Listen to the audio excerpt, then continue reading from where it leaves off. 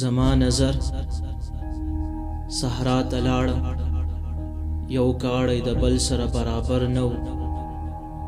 غرونو ته وختلم، ځینې جګ او ځینې ټیټ وو.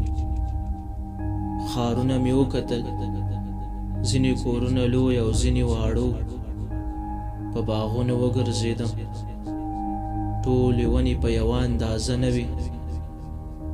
د سیندونو کبان مې ولیدل، یو له بل سره په طول کې برابر نه ختل. د هوا مرغان هم ځینې غټ او ځینې کوچني وو. ملایان مې ولیدل، د چا پګړۍ غټې او د چا وړې وې. کتابونه مې ولټول، هلته هم ډیر تفاوت موجود و.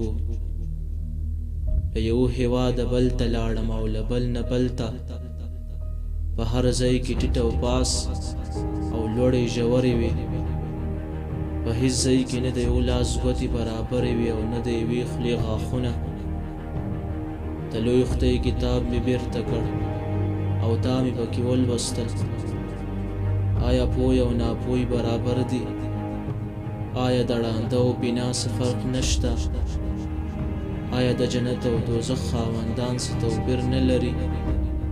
آیا نور او ظلمات یو راز دي؟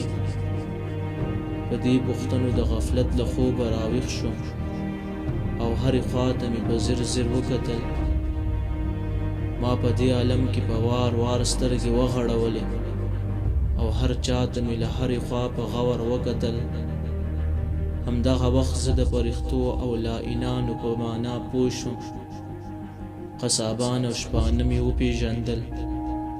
د عدل او ظلم، د خیر او شر، د علم او جهل فرقونه راته ښکاره شول.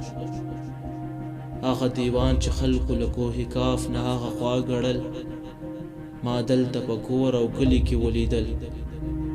د انسان په بڼه شیطان او د فرښتو په صورت د یو سیرت انسان ته مې پام شو. اوس زما له سترګو نه ډار په کار دی. ته زما له حقیقت بین نظر نه وډار شه.